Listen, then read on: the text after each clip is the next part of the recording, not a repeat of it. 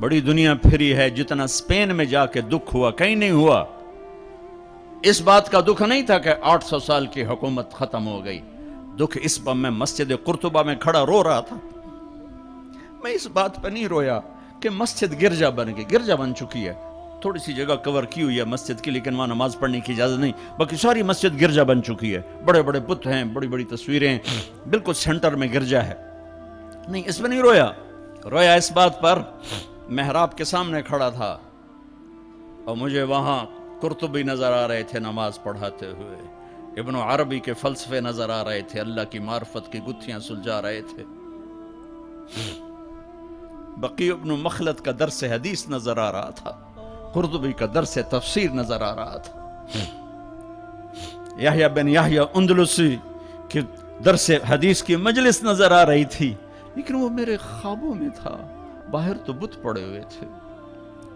اور میں جو دکھی ہوا کس بات پہ ہوا کہ جس وجہ سے اسپین کی مسجدیں گرجا بن گئی، 800 سالہ حکومت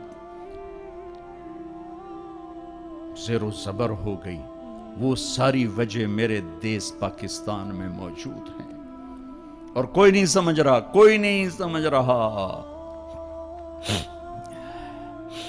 اس لیے میں نے کہا تھا مردہ یزید پہ لعنت بھیجتے ہو اور زندہ یزید کے سامنے دست بستہ ہو کے کھڑے ہو۔ اس ایک حدیث کو سینے سے لگا لو، دل کھلے کر دو سب کے لیے۔ اگر آپ کی نظر میں کافر ہوں تو مجھ سے نفرت کیوں کرتے ہو؟ میرے نبی والا کام کرو نا، سینے سے لگاؤ، کھانے کھلاؤ، سمجھاؤ تبلیغ والوں نے کیا کیا ہے۔ آپ کو ہاتھ جوڑ کے کہتا ہوں تبلیغ میں ٹائم لگاؤ، پوری دنیا میں واحد دین کی محنت ہے جس نے محبت کا وہ پیغام پہنچایا ہے کہ امت کو فرقہ واریت سے نکال کر ایک امت پنے کی شکل دکھائی ہے۔ میرے نبی نے کیا کیا؟ عبداللہ بن ابی کا جنازہ پڑھا دیا۔ میرے نبی نے کیا کیا؟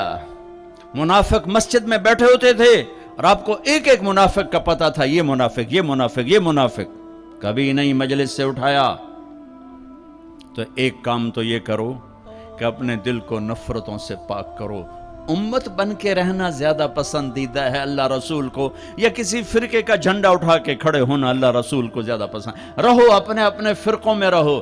میں تمام اسلامی فرقوں کو سلام پیش کرتا ہوں، لیکن میں یہ ہاتھ جوڑتا ہوں کہ یہ جو ایک دوسرے کے دست و گریباں ہو اور ایک دوسرے پر تم نے کفر کی توپیں چلائی ہوئی ہیں، اللہ کے واسطے انہیں محبت کے بول میں تبدیل کر دو، ایک دوسرے کے گلے لگ جاؤ، ایک دوسرے کو کھلے ماتھے سلام کرو، ایک دوسرے کے پیچھے نمازیں پڑھو، ایک دوسرے کو قریب بٹھاؤ۔ اپنے نبی کی تم چھوڑو مولوی کی بات، میری تھوڑا قرآن اٹھا کے پڑھ لو، قرآن اٹھا کے پڑھ لو، خود پڑھو، سارے تم پڑھے ہوئے بچے بیٹھے ہوئے ہو، اپنے نبی کی سیرت پڑھو، میری گل کتے مار چھڑو، مینوں دفع کرو میں کون ہاں، میں مشت خاک۔ اپنے رب دا قرآن پڑھو، اپنے نبی دی حدیث پڑھو، اپنے نبی دی زندگی پڑھو تو انہوں پتہ لگ جائے۔ تو آج اپنے نبی کی ایک عظیم الشان سنت پیش کر رہا ہوں کہ اس دل کو سب کی نفرت سے صاف کر دو۔